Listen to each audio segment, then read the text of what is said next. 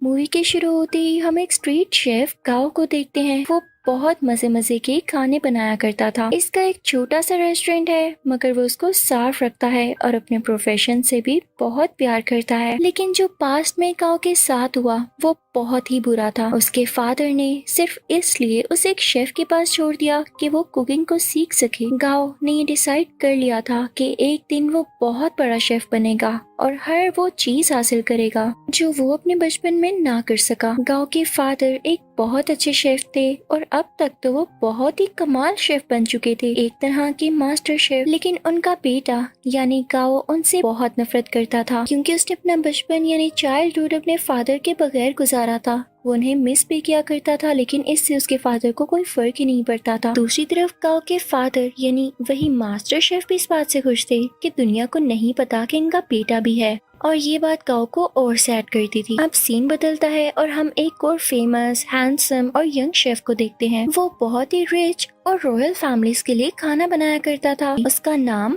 पोल होता है। पोल का ये ख्वाब था कि वो अपने फादर के लिए अपनी कंट्री में एक रेस्टोरेंट बनाएगा। इसलिए वो अब्रोड को छोड़ते हुए और सब ऑफर्स को मना करते हुए अपनी कंट्री वापस आ जाता है। वहाँ जाकर वो एक फिश सेलर के पास जाता है और कहता है कि मुझे एक बड़ी सी मछली तो दिखाओ। तो फिश सेलर उसे मना कर देता है।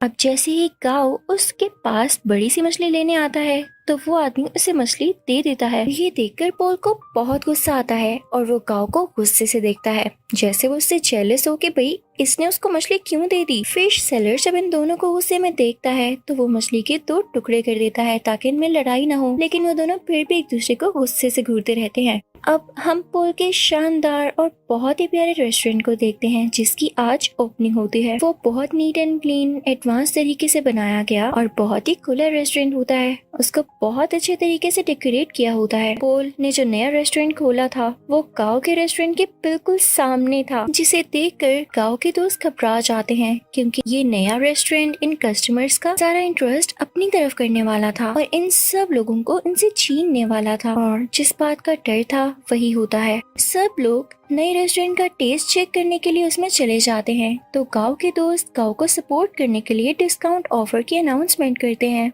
जो कस्टमर्स को वाकई में अट्रैक्ट करती है, और वो फिर से गांव के रेस्टोरेंट की तरफ चल पड़ते हैं। इस बात से पोल के दोस्तों को बहुत गुस्सा आता है और वो इनसे आके गुस्से से बात करते हैं कि तुम लोगों के साथ मसला क्या है, हमारी सक्सेस तुम लोगों से देखी नहीं जा रही। फिर एट द एंड दोनों पार्टीज में डिसाइड होता है कि क्यों ना एक कंपटीशन रखा जाए और देखा जाए कि किस शेफ के हाथ में ज्यादा टेस्ट है। अब दोनों को जबरदस्ती कंपटीशन में पार्ट लेने के लिए कहा जाता है। पहले तो वो मान नहीं रहे होते, लेकिन जब एक दूसरे को देखते हैं तो पहचान लेते हैं कि इन लोगों का सामना तो उस दिन फिश स्टॉल पर हुआ था। तो ये लोग कंपटीशन के लिए रेडी हो जाते हैं। अब टेबल लग जाता है और उस पर एक बड़ी सी फिश रखी जाती है जिसको इन दोनों ने काटना था। अब सबसे पहले पोल फिश को काटता है और उसके कांटे बहुत स्मूथली और तेजी के साथ निकालने लगता है और उसका ये तरीका सबको बहुत पसंद आता है। अब वो फिश फेंकता है गांव की तरफ। गांव भी फिश को बड़े अच्छे तरीके से काटता है और उसकी स्किन जब सबको दिखाता है तो उस पर जरा सा भी फ्लैश नहीं होता, यानी उस पर जरा सा भी फिश का मीट नहीं लगा होता। तो उसको भी सब बहुत एडमायर करते हैं, यानी दोनों की बराबर तारीफ होती है। अब वहाँ एक चेयरमैन भी होते हैं जो उनसे कहते हैं कि एक इंटरनेशनल कुकिंग कंपटीशन होता है, मुझे लगता है कि तुम दोनों को उसमें पार्ट लेना चाहिए। अब दोनों को प्रूव तो करना था कि इनमें से कौन बेस्ट शेफ है।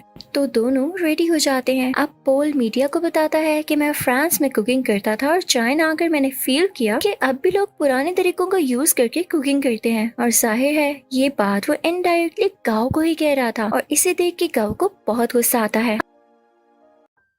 अब वहाँ सबको पता चलता है कि पहले इनका आपस में कंपटीशन होगा। अगर ये लोग उसे जीत जाते हैं तब ये लोग फाइनल तक पहुँच सकेंगे और साथ ही साथ बहुत ही बड़े मास्टर शेफ से मिलने का भी चांस मिलेगा। और ये मास्टर शेफ कोई और नहीं बल्कि गांव के ही फादर थे। उधर गांव के रेस्टोरेंट में पोल की दोस्त आती है और गांव और उसकी दोस्त को रेस्टोरेंट आने का कहती है कि आज का खाना आप हमारी तरफ खाएं। अब वो दोनों यानी गांव और उसकी दोस्त पोल के रेस्टोरेंट तो जाते हैं, लेकिन उनको खाना पोल नहीं बल्कि पोल की वही दोस्त सर्व करती है। दिखने में वो खाना तो फ्राइड एग और एक प्लांट पोट की तरह लग रहा था, लेकिन उसका टेस्ट एकदम अलग था। तो ये देख के गांव सोचता है कि वाकई पोल की कुकिंग बहुत एडवांस है। तो वो सीधा किचन में जाता है और उसको गुस्से से कहता है, पोल अपना खाना अच्छा दिखाकर क्या साबित करना चाहते हो? कि तुम बहुत अच्छे कुक हो। तो पोल चुप रहता है और उससे मीट पकाने का कहता है कि चलो देखते हैं कौन ज्यादा अच्छा मीट पका सकता है। गाओ चैलेंज एक्सेप्ट करता है। अब गाओ बहुत ही अच्छे तरीके से वो मीट पकाता है। वो बहुत डिलीशियस लग रहा होता है। अब पोल उसे कहता है कि मैं तुम्हें सेम रेसिपी के साथ ये डिश बनाकर दिखाता हूँ। पोल शुरू करता है और सेम डिश बहुत ही कम टाइम में बना लेता है। जब गाओ उसको स्मेल करता है तो उसे अपनी डिश में और इसकी डिश में कोई फर्क नहीं लग रहा होता। तो वो समझ जाता है कि वाकई इसके पकाने का तरीका बहुत एडवांस है। वो उदास हो जाता है और वहाँ से चला जाता है। अब गाओ को कोई कहता है कि उसे उसके फादर बुला रहे हैं। गाओ अपने फादर के पास जाता है और कहता है कि अब आपने मुझे क्यों बुलाया, जबकि आप ये बात मानते ही नहीं कि मैं आपका बेटा हूँ। तो मास्टर शेफ उसे कहते हैं मैंने ऐसा इसलिए किया ताकि दुनिया ये ना कहे कि तुम मेरे बेटे हो, इसलिए तुम इंटरनेशनल कंपटीशन तक पहुँच सके, बल्कि मैं तो यही चाहता हूँ कि तुम खुद ये करो। तो गाओ कहता है डैड मुझे वैसे भी आपकी सपोर्ट की जरूरत नहीं, जब मुझे आपकी जरूरत थी तब आप मेरे पास नहीं थे। खैर मैं अब ये साबित करके दिखाऊंगा कि मैं वो हासिल कर सकता हूँ जिसकी वजह से आपने मुझे छोड़ा। अब गाओ यहाँ से चला जाता है क्योंकि उसे अपने डैड की किसी भी बात पर यकीन नहीं होता। अब next day international cooking competition होता है। सब प्रिपरेशन की जा चुकी होती है। कॉम्पिटेंट्स यानी पोल और गाओ भी रेडी होते हैं। टाइम स्टार्ट होता है। पोल की कोई स्वीट डिश होती है और गाओ की चिकन डिश। दोनों बहुत मेहनत से अपनी डिशेस तैयार करते हैं। पोल तो टाइम से पहले ही अपनी डिश तैयार कर लेता है, लेकिन उसके बाद गाओ की भी शानदार डिश रेडी हो जाती है। उसने भी टाइम पर अपना दिया गया टास्क पूरा कर लिया था। जजेस और ऑडियंस बहुत इम्प्रेस होते हैं और अब उनकी डिशेस को टेस्ट किया जाता है और दोनों के सेम पॉइंट्स आते हैं क्योंकि जज को उनके खाने में इतना ज्यादा डिफरेंस नहीं लग रहा था, यानी दोनों की डिशेस बहुत मजे की थी। तभी स्टेज पर एक जज आता है और इस कंफ्यूजन को क्लियर करने के लिए कहता है कि नो डाउट दोनों की डिशेस की टेस्ट बहुत आला थे, लेकिन मुझे टाइम मैनेजमेंट पॉल की ज्यादा पसंद आई, इसलिए ये कंपटीशन पॉल ने अपने नाम कर लिया है। पॉल यहाँ पर बहुत ज्यादा खुश हो जाता है। गाओ क्योंकि कंपटीशन हार चुका होता है तो वो बहुत ज्यादा उदास होने की वजह से अपने घर भी नहीं जाता और वीडियो गेम्स खेलने के लिए चल पड़ता है। वो कई दिन तक अपना टाइम यूं ही स्पेंड करता रहता है और एक दिन उसके पास वही शेफ आते हैं जिनके पास उसने अपना बचपन गुजारा और उसी के पास गाओ के डैड उसे छोड़ कर गए थे। वो उसे समझाते हैं कि गाओ देखो, हार जीत तो इंसान की जिंदगी का हिस्सा होती है ना। अगर आज तुम नहीं जीत सके तो क्या जरूरी है कि कल भी नहीं जीत पाओगे। लेकिन गाओ घर जाने के लिए तैयार ही नहीं था। उसे बहुत समझाने के बाद कन्विंस कर लिया जाता है कि उसे घर जाना होगा और अगले कंपटीशन की तैयारी करनी होगी। अब पोल बहुत ज्यादा खुश होने की वजह से अपने रेस्टोरेंट जाता है। वो बहुत एंजॉय करता है। उसके सामने उसके दोस्त बैठे होते हैं तो बातों बातों में उसके दोस्त उसे कहते हैं पोल तुम अपनी दोस्त को चांस क्यों नहीं देते हो, वो इतने टाइम से तुम्हारे साथ है, तुम उस पर ट्रस्ट तो करो, उसे अलाउ करो कि वो इंटरनेशनली तुम्हें रिप्रेजेंट कर सके, तुम्हारे रेस्टोरेंट का नाम ऊंचा कर सके। तो पोल उसे कहता है हाँ वो मेरी अच्छी दोस्त जरूर है, इस बात से मैंने मना नहीं किया, लेकिन यार उसे खाना तक पकाना नहीं आता, वो कैसे मेरे रेस्टोरेंट को इंटरनेशनली रिप्रेजेंट कर सकती है। तो उसका दोस्त और बातें करने लगता है और उसकी बातों से ये लग रहा होता है जैसे ये उसकी दोस्त के साथ ही मिला हुआ है और इनके दिल में लालच आ रही है। तभी वहाँ पर पोल की वही दोस्त आती है और उसके सामने सूप की 2 कप्स रखते हुए कहती है पोल क्या तुम मुझे बता सकते हो कि इनमें से किस में सॉल्ट ज्यादा है। तो यहाँ पर पोल खामोश हो जाता है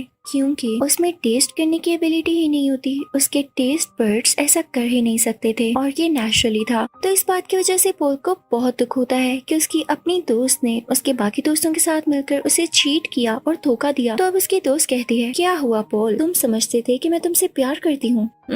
ये तुम्हारी गलत फहमी थी, आजकल ऐसा कहाँ होता है। मैंने तो तुमसे दोस्ती सिर्फ इसीलिए की थी ताकि तुम्हें यूज करके इंटरनेशनल कंपटीशन में जा सकूं। वैसे जाना तो मेरे लिए पॉसिबल नहीं था, लेकिन आज तक जो मैंने तुम्हारा राज रखा उसके बदले में तुमने मुझे क्या दिया। क्या तुम मुझे एक ऑफर नहीं कर सके। लेकिन अब नहीं, अब मैं खामोश नहीं रहूंगी क्योंकि मैं भी इस कंपटीशन में जा सकती हूँ। अब यहाँ पर एक और बड़ी बात रिवील होती है कि पोल की दोस्त पोल के ही दोस्त के साथ मिलकर पोल को चीट कर रही थी क्योंकि वो दोनों अब रिलेशनशिप में थे और पोल के अगेंस्ट ही एक साजिश यानी कॉन्स्पिरेसी चल रहे थे कि पोल के रेस्टोरेंट को बेच देंगे और उनसे जो पैसे आएंगे उनसे अपनी लाइफ स्टार्ट करेंगे। लेकिन पोल भी ऐसा होने दे नहीं सकता था। पोल बहुत उदास हो जाता है और अपने रेस्टोरेंट से बाहर आ जाता है। रात हो चुकी होती है और वो बाहर बैठकर ड्रिंक करने लगता है। तभी उसे गाओ भी देख लेता है और उसके पास आके कहता है पोल तुम उदास क्यों बैठे हो यार, तुम तो जीत चुके हो, तुम्हें खुश होना चाहिए। तो पोल उससे कहता है हाँ जीत तो चुका हूँ पर हार भी बहुत कुछ चुका हूँ। खैर तुम छोड़ो, तुम्हें एक बात बताता हूँ, सामने ये बैनर देख रहे हो, वो इनफैक्ट गाओ के फादर यानी उसी मास्टर शेफ की पिक्चर होती है। तो पोल उसकी तरफ इशारा करके कहता है ये मेरे आइडियल हैं, मैं चाहता हूँ मैं इनकी तरह बनूं। तो काओ आगे से हल्का सा मुस्कुराता है और कहता है, पोल ये मेरे फादर हैं। तुम यही सोचते हो ना कि अच्छे इंसान है और तुम इनके जैसा बनो, तो मैं तुम्हें बताऊं मेरे फादर दिल के बहुत बुरे हैं। काओ से अपने पास्ट की स्टोरी बताने लगता है कि उन्होंने मेरे साथ क्या क्या किया। पहले तो पोल कहता है, काओ तुम मजाक कर रहे हो यार, बस कर दो। लेकिन काओ उसे बताता है, नहीं वो मुझे बचपन में वाकई में छोड़ गए थे, सिर्फ इसलिए कि मैं उनके प्रोफेशन को अपना नहीं पा रहा था। मैंने अपना सारा बचपन उनके बगैर गुजारा है। तो पोल कहता है, अच्छा उदास नहीं हो, अब हम क्या कर सकते हैं। तो काओ से कहता है, बॉटल्स फेंक सकते हैं। तब वो दोनों खाली बोतल्स उस बैनर की तरफ फेंकने लगते हैं और बहुत खुश होते हैं। यहाँ पर इन दोनों में दोस्ती हो जाती है और ये सीन बहुत ही ज्यादा क्यूट है। अब पोल जब वहाँ से अपने रेस्टोरेंट वापस जाता है तो देखता है कि उसके दोस्त उसके रेस्टोरेंट का सौदा कर रहे होते हैं। तो पोल उनसे कहता है, ये क्या हो रहा है, तुम लोग मेरी इजाजत के बगैर ऐसा कर भी कैसे सकते हो। तो उसके दोस्त उससे कहते हैं, मुझे ये बताओ इंटरनेशनल कंपटीशन में अपने साथ किसको लेकर जाओगे, क्योंकि राउंड 2 में अकेले नहीं पका सकते, आपके साथ आपका पार्टनर होना लाजमी होता है। क्या तुम अपनी दोस्त को लेकर जाओगे। तो पोल कहता है, मेरा दिमाग नहीं खराब, मैंने डिसाइड कर लिया है कि मैं किसे अपने साथ लेकर जाऊंगा जो कि वाकई डिजर्विंग है। पोल यहाँ पर काओ का नाम लेता है। तो ये सुनकर उसके दोस्त काफी जेलस होते हैं। उनमें से एक कहता है, पोल याद रखना तुम्हारा करियर मिट्टी में मिल जाएगा। तो पोल उसे अपने सर से हिट करता है, उन सबको वहाँ से भगा देता है। जब ये सारे लोग चले जाते हैं तो काओ का वही गार्डियन शेफ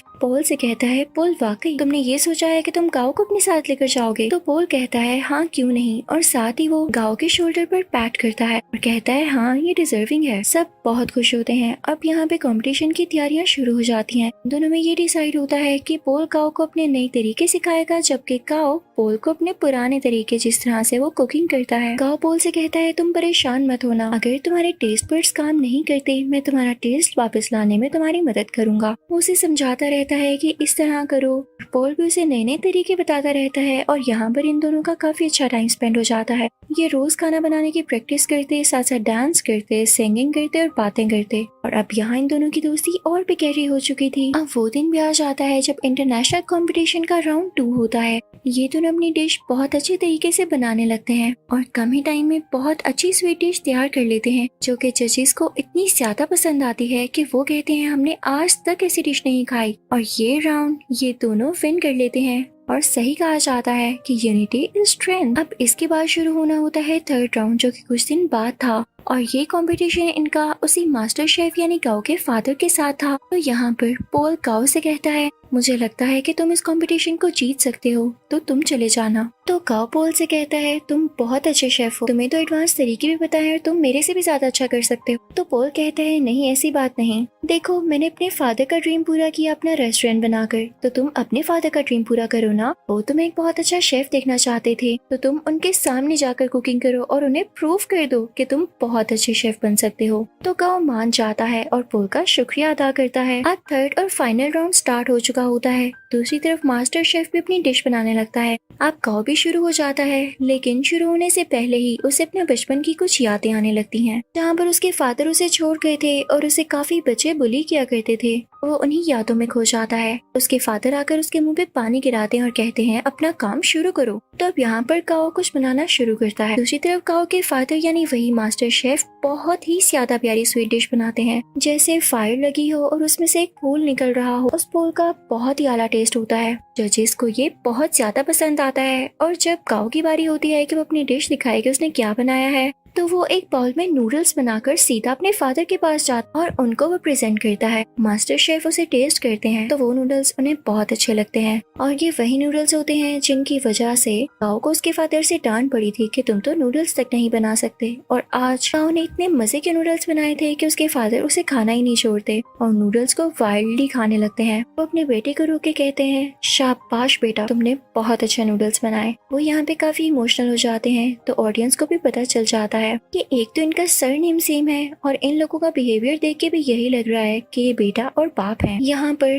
काओ का ख्वाब भी पूरा हो चुका था और उनके फादर का भी। अब उधर हम रेस्टोरेंट में देखते हैं कि पोल और काओ अब साथ काम करते हैं और उनकी ऑडियंस पहले से कई ज्यादा है, यानी उनके पास और भी ज्यादा कस्टमर्स आते हैं। लोग उनका खाना बहुत ज्यादा पसंद करते हैं और इनके रेस्टोरेंट में अब रौनक ही रौनक हो जाती है। इसी के साथ ये मूवी यहीं पर एंड होती है।